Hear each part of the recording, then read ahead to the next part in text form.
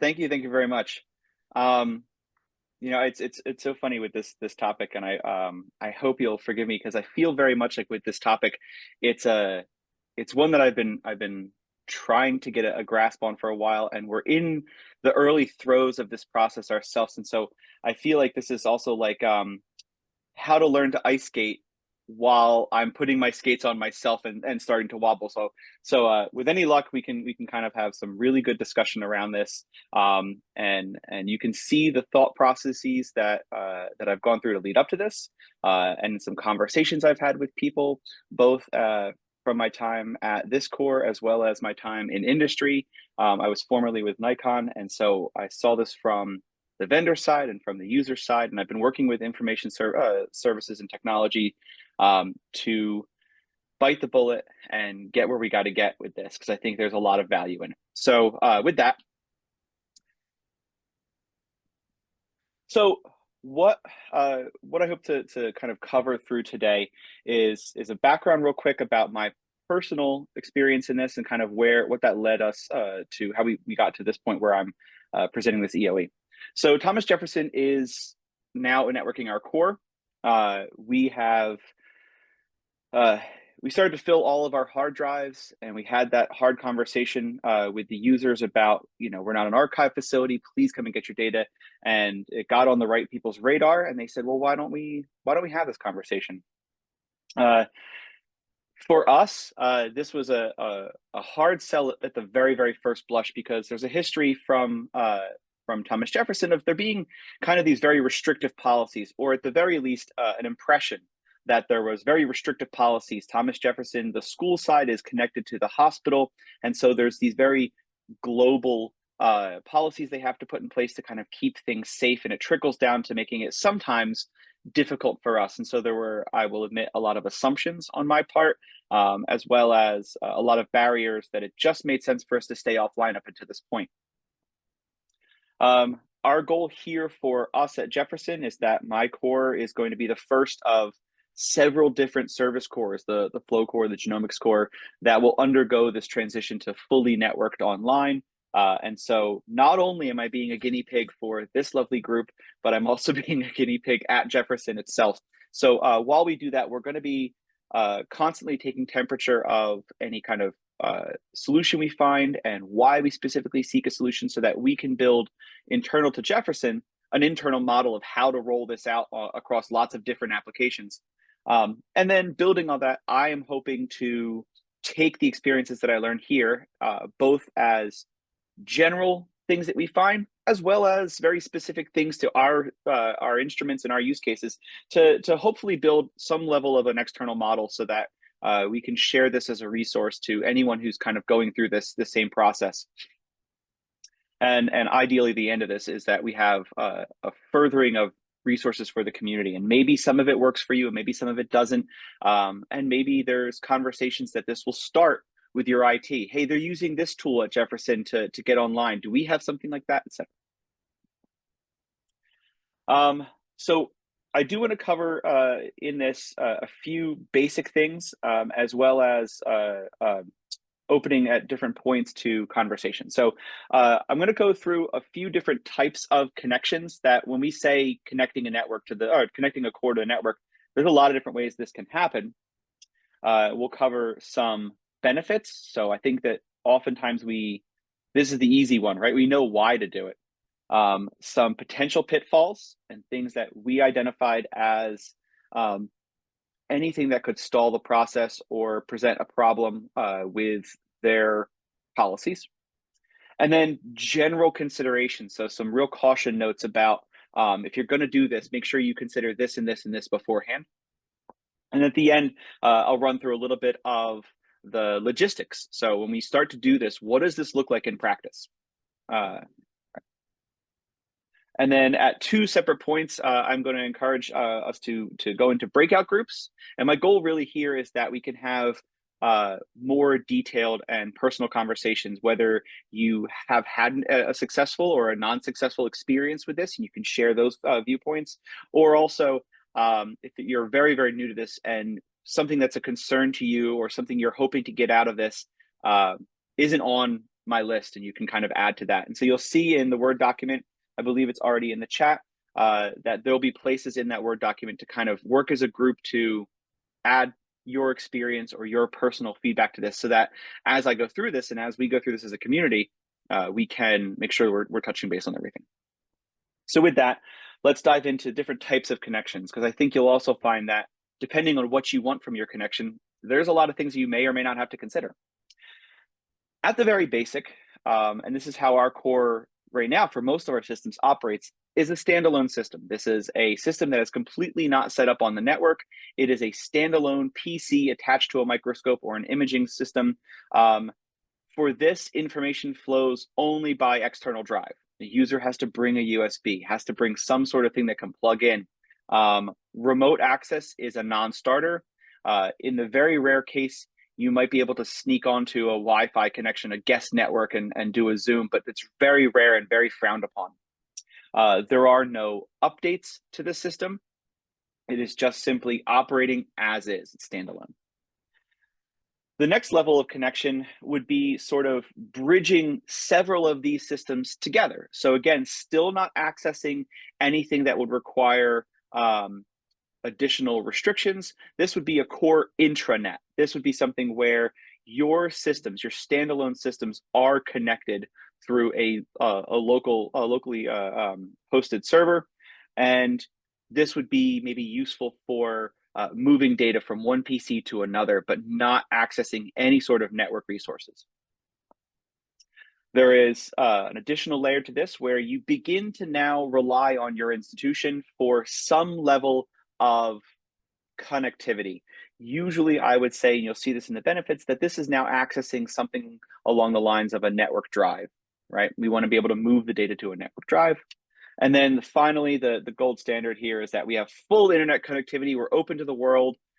We can access everything that the internet provides with all of the juicy horribleness that comes with it. Okay. So let's quickly go through some of the benefits. So I've divided what I see as the major benefits into three sections. You have data-centered benefits, and this would be something like just simply moving the data, right? Getting it from the acquisition system back to the lab or back to a server or just off of that computer. The other side of this is kind of the opposite direction, which is accessing your software remotely for analysis, right?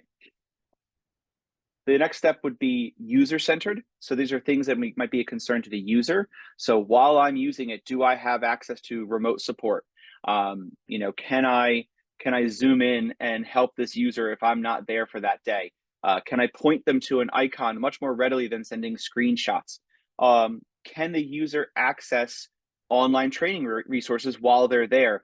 Maybe I've taken the time to create a Q&A, or I have a user guide, and they want to be able to grab it while they're actively using the system, but it's hosted online. The final thing would be system-centered. So benefits that are going to benefit the management and the operation of the system itself.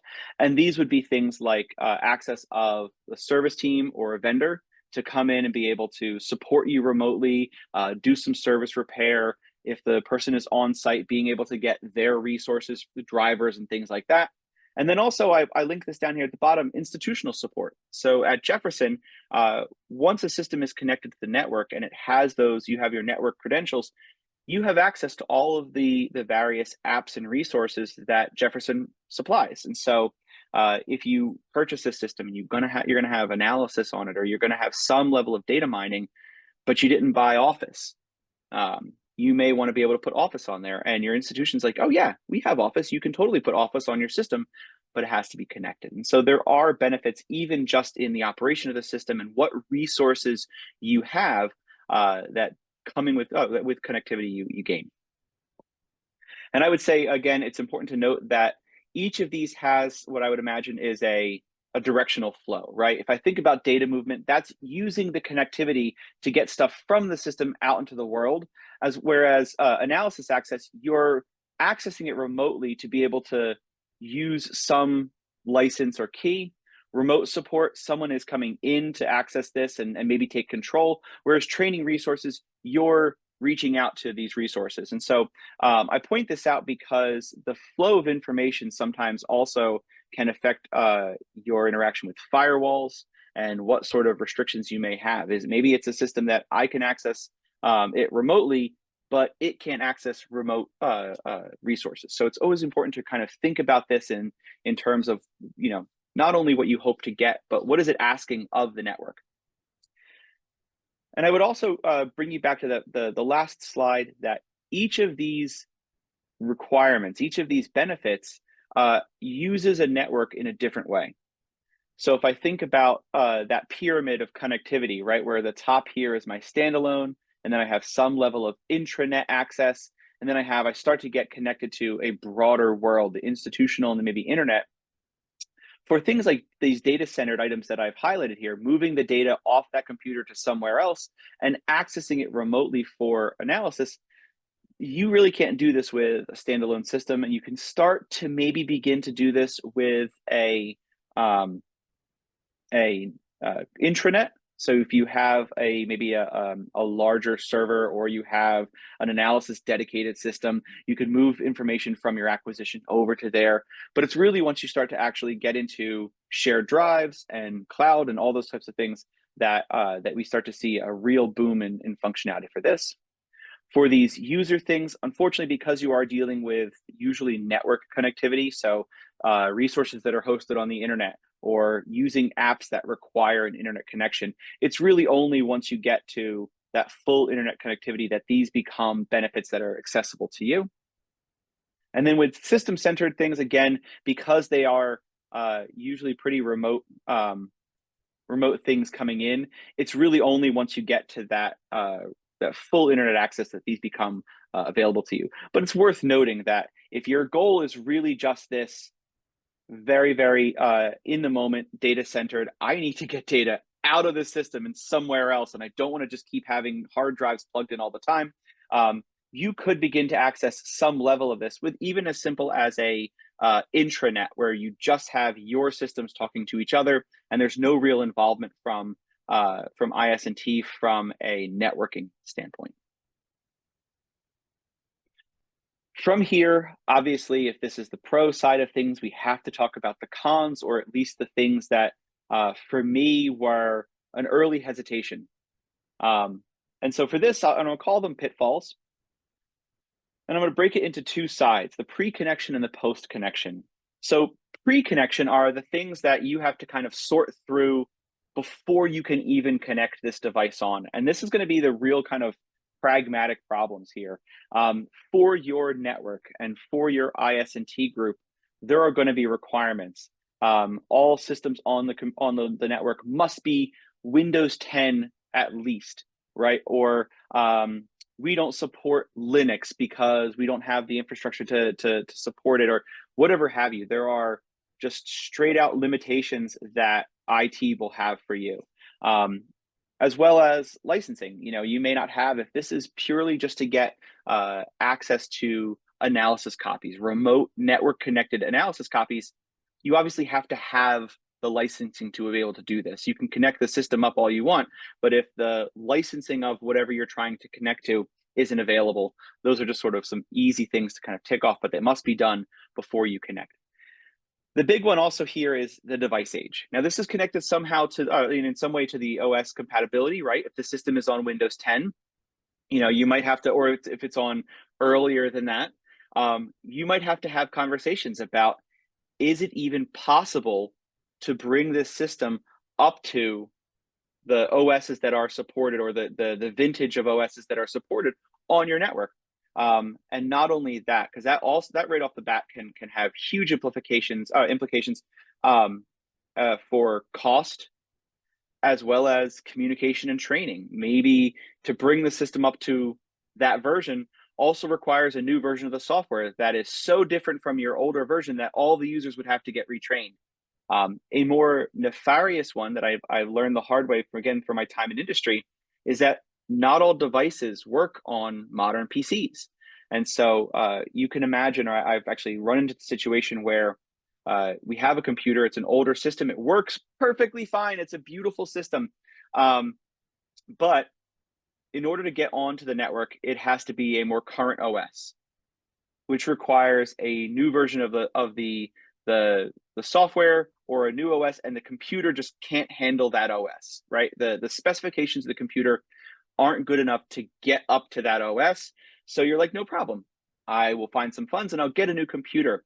But maybe in that particular case, all of your devices are talking through something called a PCI card, which no longer are supported in modern computers. And so now this relatively straightforward task of putting the system online involves new software, a new computer, possibly new devices, or at least new communication to those devices. So this is not just a simple plug and play situation. It takes a lot more planning and strategizing and timeline and funds. And then you're way, oh, is this really worth it, right? So this is pre-connection kinds of things that you have to kind of consider.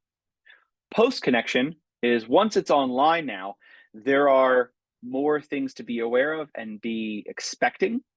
One of them is going to be obviously I'll put that at the bottom here, viruses and corruption. So most times the problem isn't that it's open to viruses. The problem may be that your institution puts on an antivirus, and how compatible is that antivirus with your devices and with your device communication.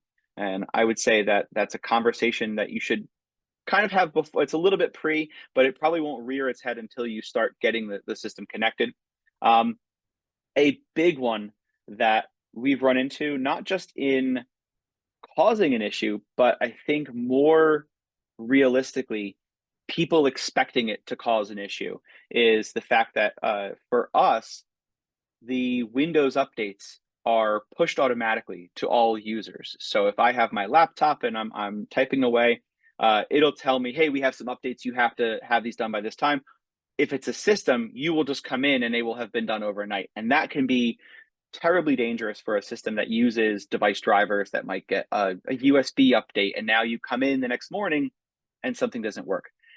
In practice, usually these are smaller changes, easily enough to fix, but it helps to kind of expect it coming or knowing it's coming. So what I would say here is that the conversation really to have with IT at this point is, can we, when we put the system on, can we find a workaround where the updates are scheduled so that I can be right there on hand, or at least I know it's going to happen. So the next morning I can plan out some time to kind of address any device issues that might have come up.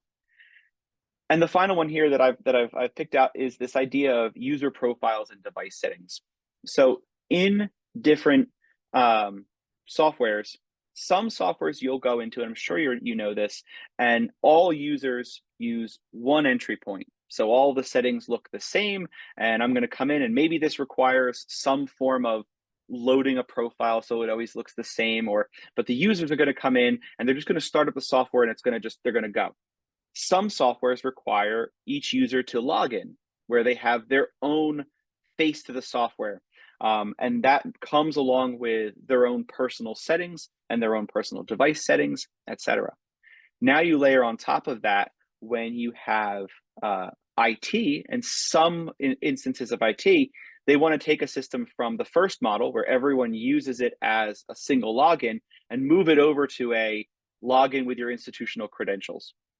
And that can kind of require you to either shift the way that people have been trained in the past, or have a conversation with them to see if there is any other way to keep it remaining as a single user interface, but still let them have their individual logins. And we'll talk about that a little bit down the line, but it's something that will pop up as you kind of roll this model out.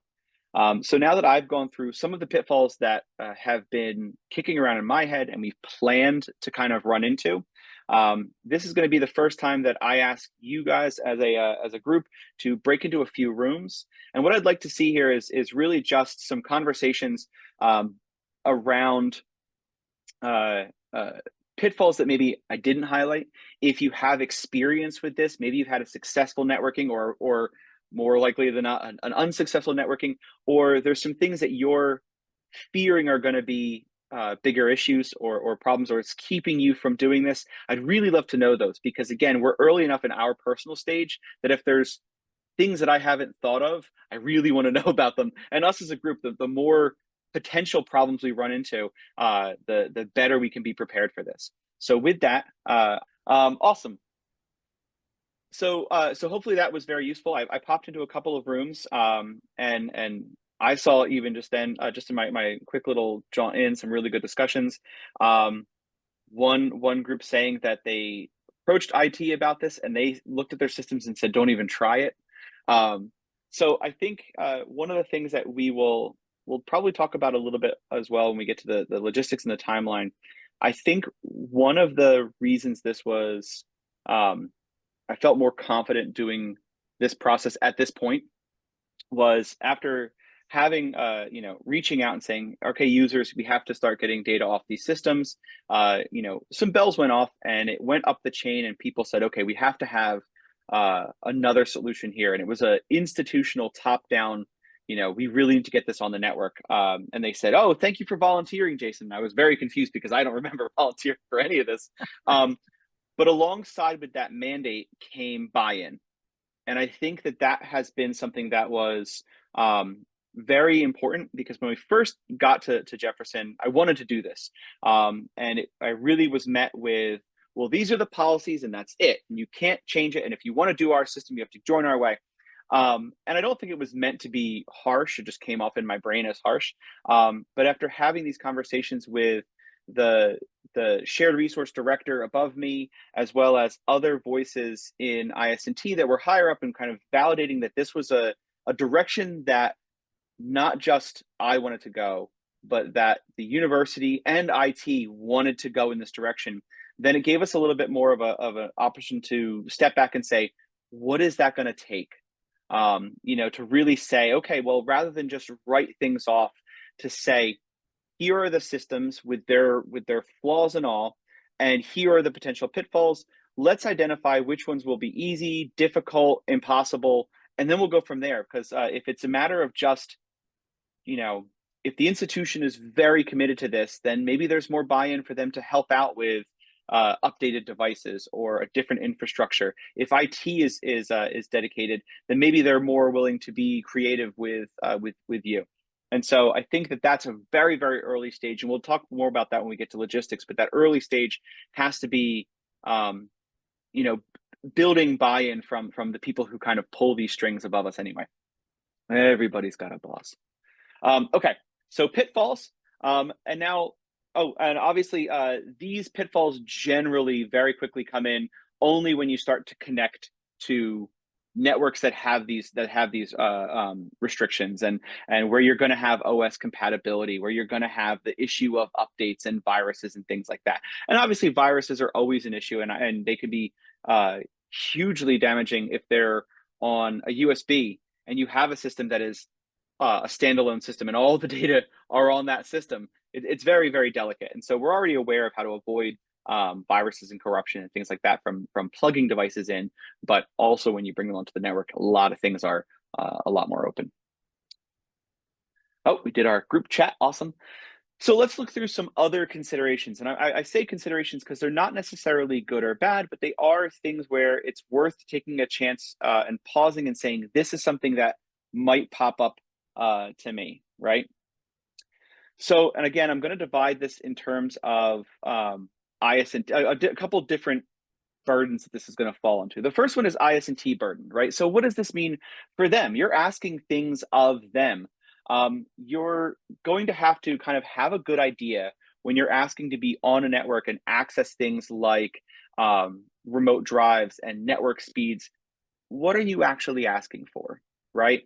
If this is simply, hey, I have a wide field system and I want to be able to move some data off, the amount of data you're going to be moving or the individual file sizes don't require a massive throughput. You're probably not going to have a huge data volume at any one given spot. Usually what we're finding is that users want to just move it off of this one central acquisition node out to their labs where it will live with other data. And so it's not like we're asking for a central repository for our information. But obviously, if you have different systems, if you have a light sheet, these are different conversations, right? Having a gauge of where you fall on that spectrum is something you should know when you go in, because you're asking IT to kind of take on some of that burden, especially if you have very high demanding needs, something like a light sheet where you're going to be generating a monstrous amount of information. It's also worth noting that at this point, you should have the conversation of, do you plan on using the network as a direct write to, or do you plan on using it as a backup? Will you be generating the data on the system, saving it locally, and then moving it? Or do you plan on saving it live to those locations? Again, that will have differences in connection speed, size of information, size of images, things like that. Having a good idea of what you're asking from them is something that you should kind of have worked out a little bit before you start this conversation. The next one will be what I consider user burden.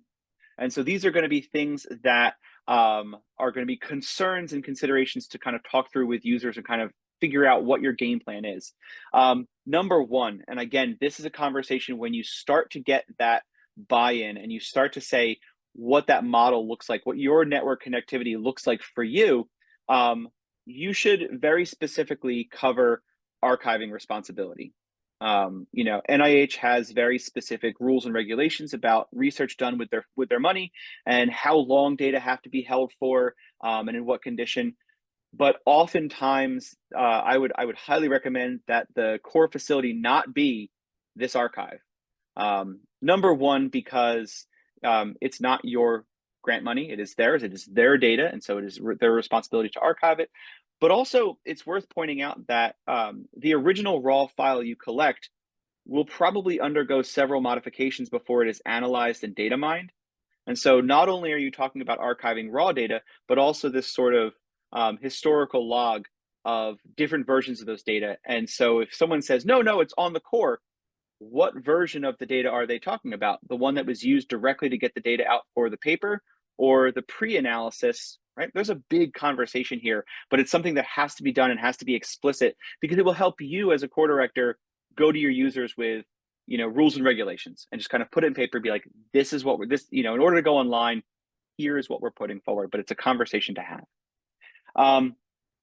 Also, as far as this remotely accessed analysis. And I draw this up because this is something that I see more and more companies moving toward, where it's not a standalone analysis system where you have to book it and you come in, you move your data over there and you analyze right there, but more a matter of it's the licensing that is most important. And so the labs can have the software on their computer, but it is the core's license that they will reach out to and tag. And this is an active access process from outside the core. And again, it requires, purchasing that network license, and also how many versions and which modules are on that copy, and how does your particular remote network license work. But it's something to kind of introduce and have a discussion with the users. What is your plan for that? And what I've found so far for us is we're going to keep our analysis local and standalone until that's going to be one of the last things we kind of reach out to. And I'll show you why when we get to logistics.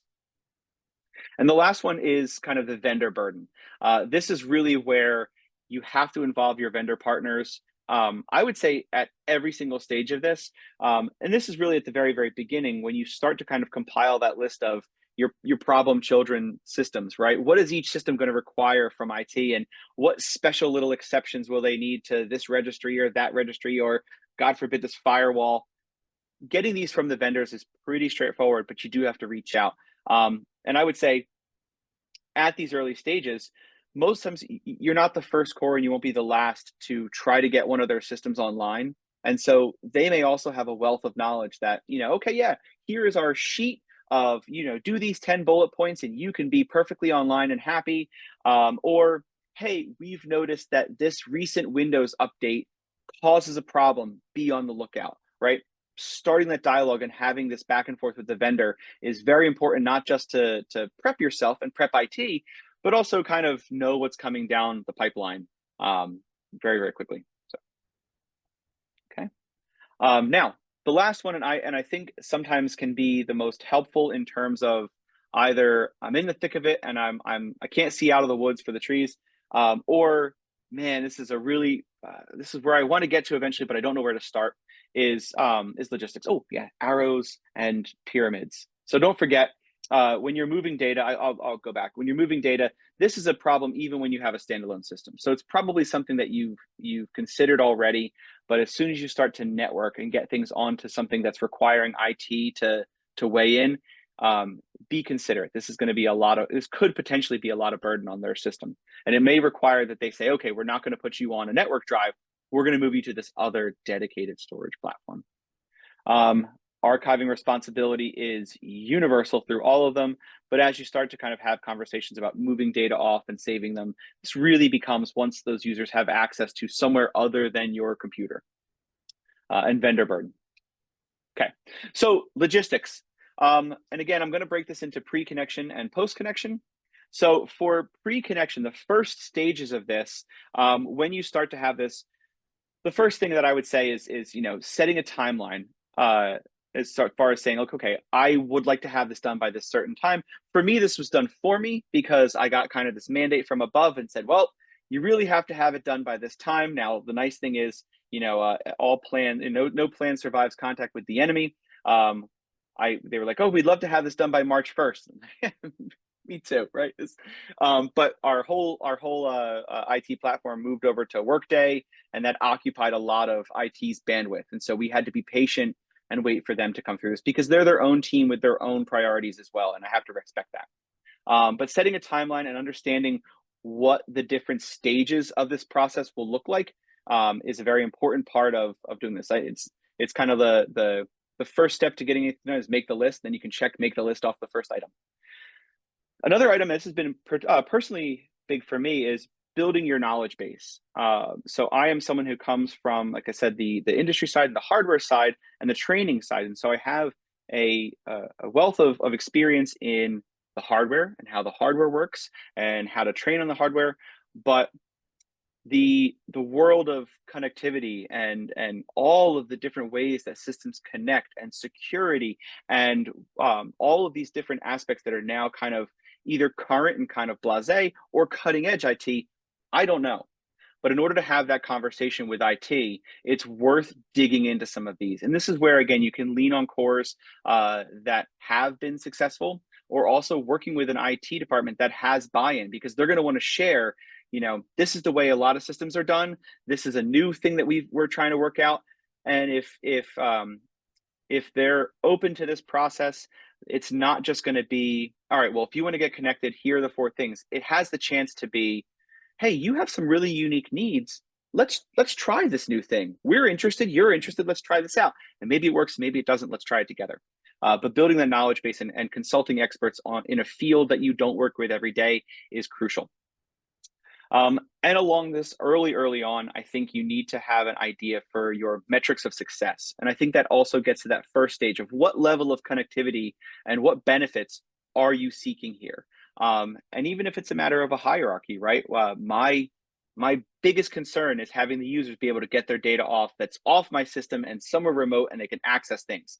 All of the other benefits that we highlighted are pluses, but if I can hit those are the biggest things for me, even if it means, okay, well, if we're able to give you that, but not network access, like not internet access, is that okay? Sure, let's start there. What does that solution look like? But having your metrics, what does a successful network connectivity look like to you?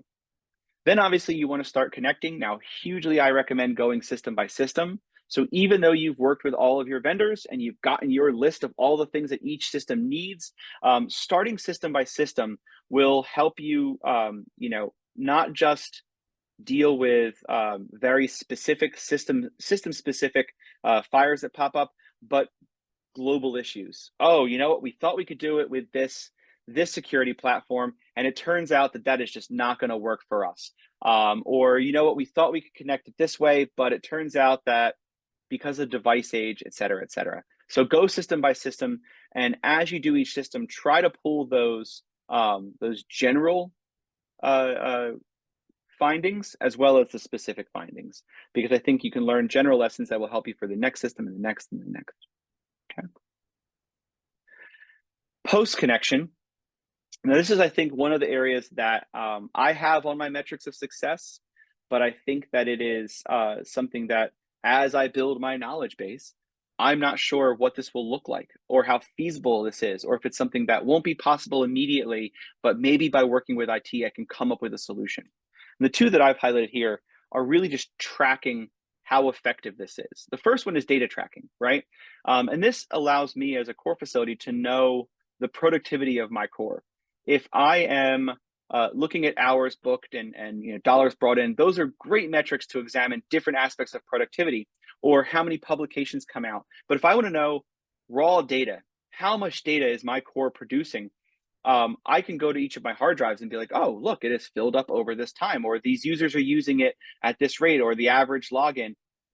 But once it goes online and those data aren't stored on my computer, I have no real concept of how many data are being produced there or file size and things like that. So being able to track that flow of data on and off the network, I think would be a very, very useful thing for me specifically. And I'm hoping that by working with IT, I can find some way to accomplish that.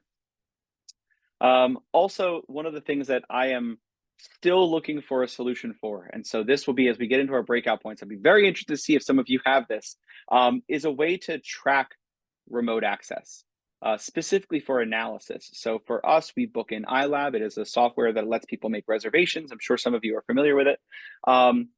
And so if I have an analysis workstation, I can have a user book it. And if I walk in the room and they're sitting there, I know they used it. But if I have a remotely accessible network key and I want to have any sort of pay structure for this, right now, all I can do is have them sign up and hope they are signing up for it and using the honor code to know that they are paying for the time they use, because I can't walk around to all labs and kind of see. So kind of tracking that remote access and that license pinging is something that I've brought to IT. I'm interested to see if there's any way to kind of track it, right? Trust but verify. So I'm looking for solutions there. I know that IT is motivated to involve Microsoft directly in this to see if there's anything they can come up with. But these sort of things, I think are going to be important for us to kind of work through. And again, all of these are important at any level. I think as soon as you move away from standalone systems, and actually any point in life, you could probably build a knowledge base about something. But establishing metrics for success as you move away from that standalone. And then obviously once you get into any sort of network connectivity, you lose the ability to kind of walk over to your system and know, viscerally, oh, this person's using it and this is how large their files are and blah, because it's all taken off your system. And if that metric is important to you, we have to kind of find a way to work through this, if that makes sense. Okay. Now, this is the second time that I'm going to ask you to break into breakout rooms. And again, these logistics, if you have done this successfully, if there are other things to these logistics that you would add, if you want to have a conversation in your group about how to build buy-in from the muckety mucks above you, that might lend a little bit more gravitas to your pleas for help. I encourage those conversations. And we'll do this one for maybe 5 minutes. Nikki? Sure, can do. But I think we are losing people because we are pretty much 3 minutes to the hour, but I'm happy if anybody wants to stay on, or maybe we can do it in this main room. Well, then maybe what I'll do is I'll cover my last slide, because I think that we can leave that document available if people want to add in. But I want to cover before I leave what we're looking at doing. So one of the things that we found really quickly before we lose, and I'm so sorry for that. So right now, a lot of our systems have a single account.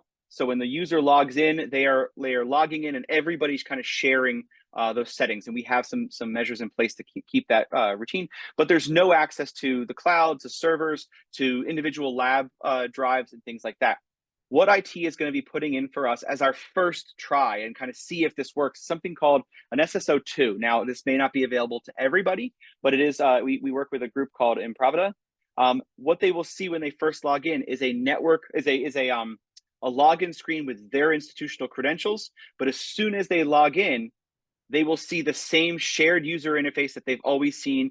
Everyone will share the kind of content, but it's kind of this gateway. But what happens once you do that, once you have that first login, is that it will establish all of those connections behind the scenes. And so I'm hoping that this actually works. It is very exciting for me because it would really be, I think, a minimal disruption to my users. With that, and again, if we want to talk more about that, I am learning. This is where I'm currently building my knowledge base about what this actually looks like. And we are trying on an SP8 this week to finalize that. So thank you all for your feedback and your contributions. I will obviously share all of things I learn, and hopefully I will be able to formalize this into some sort of case study to share with all of you on a resources site. But I will certainly stay on if there's questions or we want to have more dialogue, but I want to get everybody out that needs to get at it too.